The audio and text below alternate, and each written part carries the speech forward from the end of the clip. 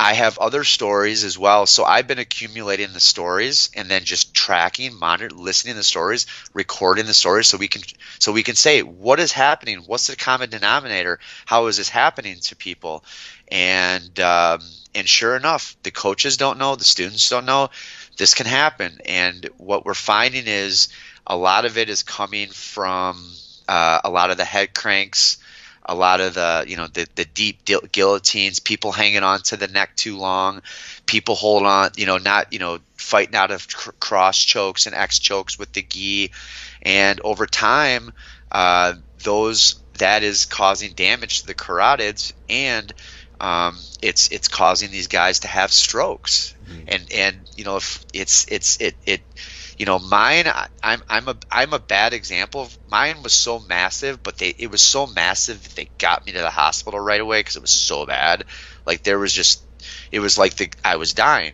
Where the other guys, it's kind of like they stand up at the gym after they trained, and then they kind of fell down and they kind of got dizzy, and then they were laying on the ground, they felt dehydrated, and they couldn't really speak real well, they were mumbling their speech, and that's the common sign that we're seeing with most of these guys. Mine was like, boom, paralyzed on the mat, can't move, can't talk, get them to the hospital. But some of these other guys, it's taken a little bit of time because everybody's so damn alpha male. I'm just dehydrated. I just had a tough training session. And dude, that's how most of these, even, most people, that's what's going to happen. So it's really up to us to say, hey, this is happening a lot. And I have documentation of it.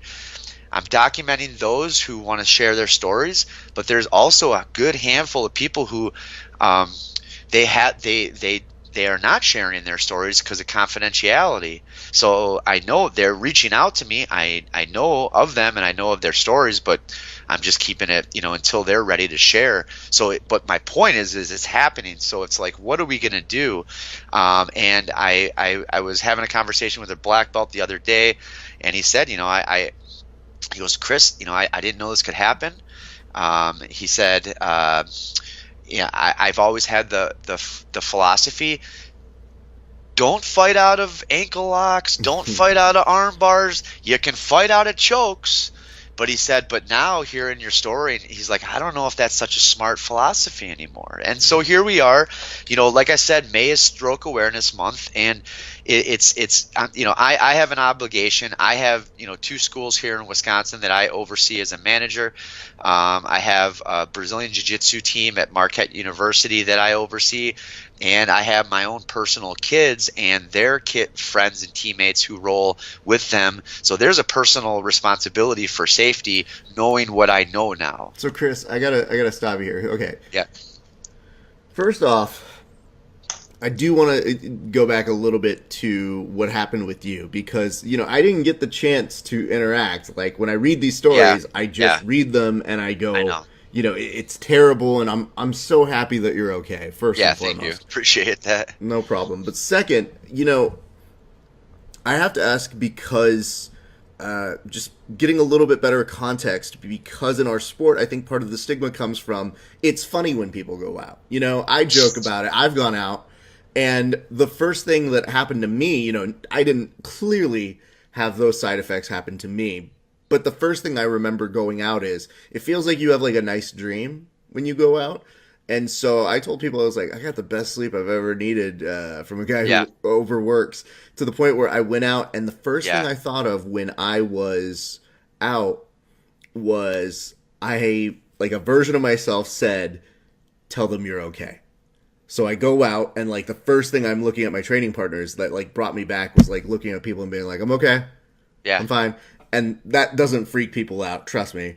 Right. But the thing that really upsets me, though, is thinking, that was my story when it happened to me, but I could communicate after that. Right. And so to get to that part where you knew you were trying to make words and they weren't coming out, how did they describe that back to you? Oh, they don't. So I here's the thing, I'm completely aware. I remember it as clear as a day. You know what I'm saying? It was the most traumatic experience of my life. So you can't communicate, but you see everything. So so let me tell you exactly, me saying I'm okay, this, whatever I tried to communicate, this is what it sounded like.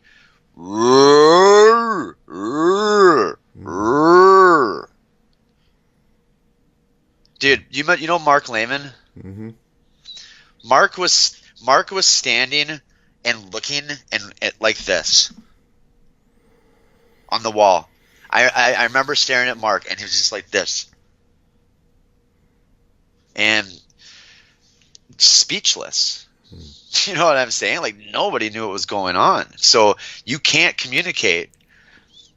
So when that does happen, and I think this is, again, one of those teachable moments, because this only happens every so often, but when it does happen, it's just like when people go out, everybody freezes in the gym. You know, Yeah. like your training partner, they So told if me, they were like, what did I do, you know? Yeah. So I remember vividly. So Rob let go of me because the guy who had the choke on me, and we talk about it all the time. Like, he's always bringing it up. He's like, "Man, you just didn't feel right that day," and he's like, and he did. He let go. And he kind of, because he said something was not right, you know. And Rob and I have been training with each other for years, so he kind of knew me, and something wasn't right. And he was trying to lift my legs, but I'm like staring at him like. And then I was like trying to get up, and then I would fall back down. Then I was trying to get up, and then I would fall back down. And I just remember kind of looking around the gym, and like I don't know what I was looking for or waiting for. I think I was waiting for somebody to call for help, but everybody's kind of rolling. They're kind of looking like they could. I remember they're rolling, and even Mark said, "Just keep rolling, you know, lift up his legs." He's, you know, lift up the legs. You know, Chris, just relax. You know. And I was just like, I knew something was wrong, and it took them, you know, everybody about a couple minutes to kind of say something is definitely not right, because it was like waking up from that dream, and it was like almost like you wake up and you're about to speak, but you're almost up, but you're not up, and it's just like, oh, it was